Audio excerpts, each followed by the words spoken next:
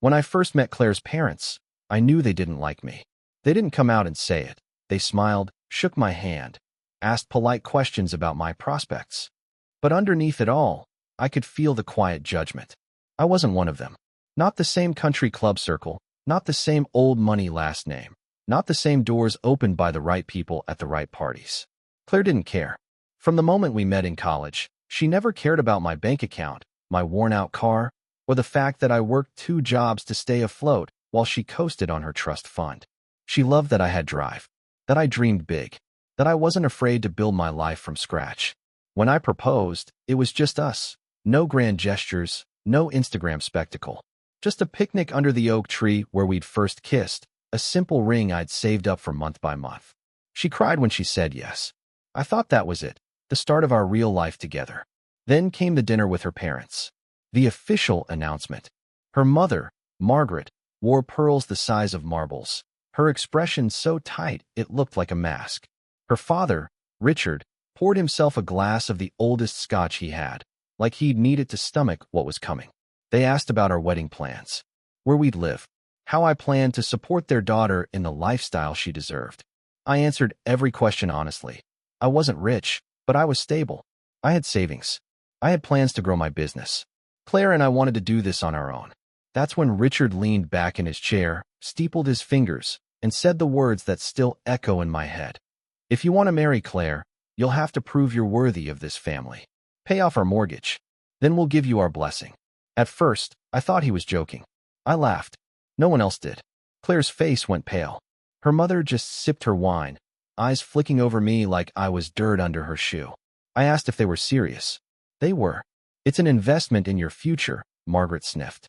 If you can't handle that, you clearly don't have the means to provide for her properly.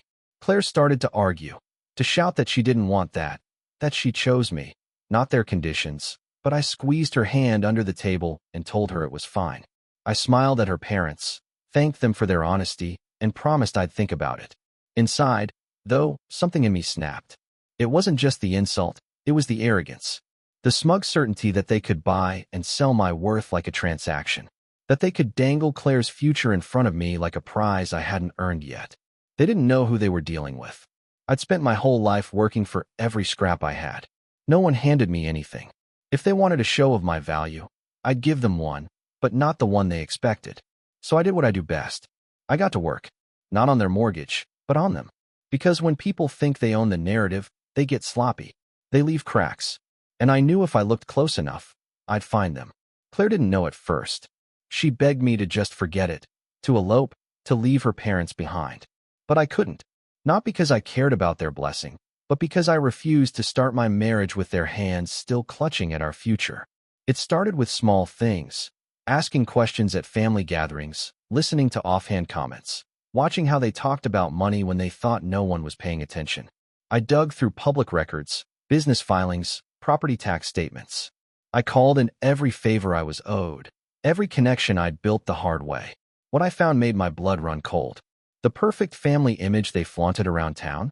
A lie so thin I could poke holes in it with a single sentence. Offshore accounts they'd hidden from the IRS. Loans taken out in Claire's name without her knowledge. A charity foundation that was nothing more than a front to funnel money back into their pockets. They wanted me to pay off their mortgage? They were lucky I didn't call the feds right then and there. But I didn't want revenge for revenge's sake. I wanted the truth, and I wanted them to watch as it burned their illusion to the ground. So I planned my move carefully, not in anger, but with the same patience I'd used to build everything else in my life. If they thought I was going to play their game, they were about to learn I'd already changed the rules. For the next few months, I played the part they expected. I still came to family dinners. I still nodded politely when Richard rambled about responsibility and Margaret bragged to her friends about how they'd set a high bar for the man marrying their daughter. I even pretended to consider their so-called deal, asking about interest rates, pretending to be eager to learn how they handled their finances so well. Behind the scenes, though, I was gathering every piece of dirt they'd so carelessly buried under years of cocktail parties and charity galas. I met with an old college friend of mine, Lucy, an accountant turned forensic auditor, over coffee. I laid it all out. The shell companies, the shady donations, the mortgages stacked on top of each other. She didn't even blink. She'd seen worse. Let me guess, Lucy said, smirking as she flipped through my notes. They thought they'd never get caught because they looked so squeaky clean in public? Exactly. She tapped her pen on the table. Okay, so what's the plan here? You want to call the IRS? Leak it to the press? Blow it up all at once? Not yet. I want them to expose themselves first. I want them to make the final move. Lucy raised an eyebrow. You're playing with fire. I know, but they struck the match. Meanwhile, Claire knew something was up. She kept pressing me for answers. Why I wasn't furious, why I hadn't walked away yet. Every time she asked, I told her the same thing. Trust me. Please. Just trust me. She hated it. But she did it anyway, because that's who she is. The only truly good thing to ever come out of that house. And they were too arrogant to notice. They kept poking, kept testing my patience, convinced I was so desperate for their approval I'd grovel forever. One night, Richard pulled me aside in his study. Dark wood, leather chairs, the smell of expensive cigars. He poured me a glass of scotch I didn't ask for and said, You know, son, we only do this because we love Claire. We have to be sure you're not just after what she has. I nearly laughed in his face. What she has. He'd been draining what she had since the day she was born. Loans in her name to prop up their lifestyle. Accounts they didn't even let her see. I bit my tongue until I could taste blood. He leaned back, smug. So, have you thought more about the mortgage? I nodded, swirling the drink. I have. But if I'm going to make an investment that big, I'd like to see the numbers for myself. I want to understand exactly where the money's going, how the loans are structured, all that. He blinked, just for a second. The mask slipped. Then it was back. Of course. Full transparency. That's what families do, right? Right. That conversation gave me everything I needed. Because when they sent over the files, real ones, not the cleaned-up version they'd used for the bank, they didn't expect I'd run them through Lucy's software that same night.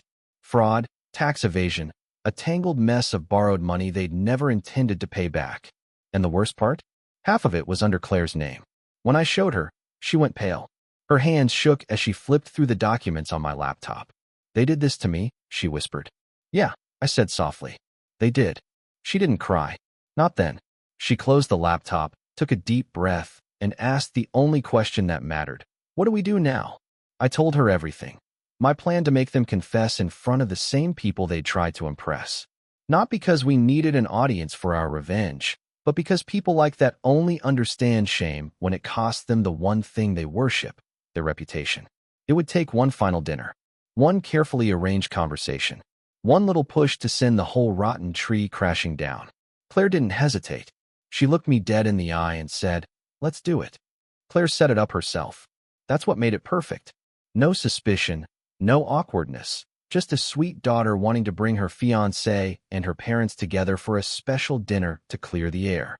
Margaret ate it up. She probably thought it was her chance to lecture me one last time, to squeeze a few more concessions out of me before the wedding. Richard barely looked up from his scotch when she told him. He probably assumed I'd come crawling back with my checkbook open, ready to beg for a seat at their table. The night of the dinner, Claire and I showed up early at her parents' house, that sprawling colonial with the manicured hedges and the driveway that could fit 6 cars. Margaret greeted us at the door with her trademark brittle smile, all pearls and fake warmth.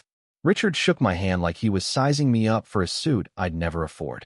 They seated us at the dining room table, polished mahogany, expensive wine glasses, everything laid out like a magazine spread. Margaret fussed over the roast, Richard poured wine, and I just sat there, taking it all in. The walls lined with portraits, generations of respectable people who'd probably pulled the same stunts, hidden the same secrets, built the same perfect facade on other people's backs. Small talk dragged on forever. Margaret asked about wedding venues. Richard bragged about the family's legacy. Claire squeezed my knee under the table, her signal. Ready? I gave her the tiniest nod. When there was a lull, right as Margaret was complaining about a charity board member not pulling his weight, I leaned forward, calm as you please. Actually, since we're talking about finances, there's something I want to clear up before the wedding. Richard raised an eyebrow, like I was about to ask for a loan. Margaret put down her fork.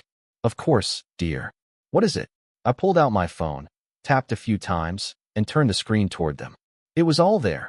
The documents Lucy had helped me pull, the hidden accounts, The offshore transactions, the loans in Claire's name, the whole rotten mess. For a second, they didn't get it. Then Richard's face went pale. Margaret's hand flew to her throat, like she might faint on the spot. I want to know, I said quietly, how you thought you'd get away with this. With stealing from your own daughter. With trying to make me pay off your debts just to keep your perfect little kingdom from collapsing. Richard opened his mouth. Nothing came out. Margaret actually squeaked, like a balloon losing air. Claire didn't say a word. She just stared at them, jaw set, eyes blazing. I kept going. Did you think she'd never find out? Did you think you'd keep bleeding her dry until you could dump what was left on me? Richard slammed his hand on the table. Watch your tone, boy. No, Claire snapped. You watch your tone. Her voice cut through the room like a blade. You used me. My whole life. You made me think you were protecting me while you stole from me. Margaret's eyes were wild now. Claire, sweetie, it's not what you think. Oh, it's exactly what I think. She leaned across the table. You wanted him to pay off your mortgage so you could keep funneling money into your secret accounts. You thought he'd never ask questions. That he'd just hand it over because you're family. They were flailing now, sputtering excuses, half-baked justifications about bad investments and unfortunate timing. But I didn't care about their explanations. I cared about the next part. I stood up, calm and clear. You know what's funny? I could have gone straight to the authorities. Or the press. But that would have let you spin it. Poor misunderstood Richard and Margaret, taken advantage of by some opportunistic son-in-law. So instead, I'm going to let you explain it yourselves. Richard sneered. You wouldn't dare. Claire stood too, her hand in mine. Try us. Because if you don't come clean, we will. And when we do, everyone you've been lying to, your friends, your donors, your precious club buddies, they'll see exactly who you really are. For the first time all night, Margaret looked genuinely afraid. Not for Claire, not for me, but for herself, for the house, the club, the dinners where she got to look important. And I knew right then, I'd won. Not because I'd shouted them down, but because I'd shown them the one thing they couldn't stand to lose. Their perfect illusion, crumbling. And we weren't finished yet. Richard's hands were shaking. He tried to recover, to pull himself back into that smug father of the bride role, but the mask was gone now and the desperate man underneath was showing through. Margaret just sat there, eyes darting between us, her lips trembling like she might scream or sob, but all that came out was a thin whisper. How much do you want to stay quiet? Claire laughed, sharp, bitter, nothing like the soft laugh she'd given them her whole life. You think you can buy your way out? That's your answer to everything, isn't it? Throw money at it, and pray no one asks where it came from. I stayed standing, arms crossed. We don't want your money. We want you to admit what you did. To Claire. To me. To the people you've been lying to for years. Richard stood up so fast his chair scraped across the floor. He tried to loom over me like that would work, like I was still the broke nobody he could intimidate. But I didn't flinch. I'd built everything I had by standing up to people like him. His power was paper-thin once you put a light behind it. I have built everything for this family, he shouted, voice cracking. Everything. You think you can just walk in here and tear it all down because you have some files and a big mouth? No, I said calmly. You tore it down yourself. All I did was pull back the curtain. Margaret tried again. Claire, honey, think about what you're doing. If this gets out, people will judge you too. They'll think you were part of it. That you turned a blind eye. Claire's voice was ice. The only thing I turned a blind eye to was thinking you loved me enough to protect me from your mess. But you didn't. You used me. And now you don't get to hide behind me anymore. I could see it hitting them in waves. All the years they'd spent carefully polishing their image, undone in a single dinner. They'd built their whole lives on the lie that appearances were worth more than the truth. And the best part? We weren't even yelling. We didn't have to. They were unraveling all on their own. Richard pointed a trembling finger at me. You think you've won something here? You think she's going to thank you for humiliating her family? Claire stepped closer to me, slid her arm around my waist. No, she said. I'm going to thank him for showing me what real loyalty looks like. For a moment, the table was silent except for Margaret's stifled sobs. Then I placed my phone on the table, screen up, the recording app still open, still running. Richard's eyes went wide. Margaret's mouth fell open like a fish gasping for air. You recorded this? Richard barked. I shrugged. You wanted a transaction. Consider this the receipt. He lunged for the phone, but I was faster. slipped it back into my pocket. Don't worry. We're not posting it tonight. That's your job. You'll call your lawyer, your board, your precious donors, and you'll tell them the truth yourselves. If you don't, well, let's just say it won't be just the IRS asking questions next week. Margaret was sobbing now, head in her hands, mascara smudging into her wine glass. I almost felt sorry for her, but then I remembered the way she'd looked at me when they demanded I buy my way in. Like I was dirt, disposable, and any pity I had evaporated. Claire looked at them both, shoulders squared, voice steady in a way I'd never heard from her before. We're done. We're leaving tonight. And you won't see us at the wedding, because there isn't going to be one. Not the way you wanted. We'll get married, but you won't be part of it. Richard just sank into his chair, like the fight had drained out of him. What will people say? He muttered. I smiled, the same polite, fake smile he'd given me the first time we met. They'll say you finally got what you deserved. And with that, Claire took my hand. We walked out the front door together, past the portraits, past the big showy staircase, past the life they'd tried to trap us in. The night air outside felt sharp and clean, like the first breath after being underwater too long. She squeezed my fingers. You okay? She asked. I looked at her, really looked, at the fire in her eyes, the steel in her spine that they'd underestimated all her life. Yeah, I said. Are you? She nodded. I thought I'd feel sad. But I don't. I just feel free. And we hadn't even revealed it all yet. That part, the part that would really shatter their precious image, was still to come. We didn't wait long to make sure they followed through. Claire called their lawyer the very next day, laid it all out, and made it crystal clear. Either her parents went public themselves, or we would. The lawyer, to his credit, didn't even try to fight us. He'd probably suspected the whole family fortune was a ticking bomb, and now it was about to blow. Within a week, word got out. Not from us, from them. A carefully worded statement, full of half-baked excuses and unfortunate misunderstandings. They tried to spin it as a few bad investments that got out of hand. But the documents spoke for themselves, and once local reporters got hold of the real records, the offshore accounts, the phony loans in Claire's name, the perfect family facade cracked wide open. Their friends? Gone. The country club board? Voted them out. The donors and charity circles that Margaret worshipped? Vanished overnight. For people like them, reputation was currency. And now they were broke in more ways than one. Claire didn't gloat. Neither did I. We didn't need to. Watching them scramble to salvage the scraps of the image they'd once lorded over us was enough. We didn't want jail time, lawsuits, or some drawn-out circus. We just wanted the truth to be out, so we could finally breathe without their poison in the air. We didn't invite them to the wedding. There was no grand cathedral, no horse-drawn carriage. Just us, a few friends, Lucy, our forensic accountant turned best woman, and a tiny rented hall where we wrote our own vows. Claire wore a simple dress she found in a vintage shop. I wore the same suit I'd worn the night I first met her parents. The same suit they thought wasn't good enough. Turned out, it was perfect for starting a life that belonged only to us.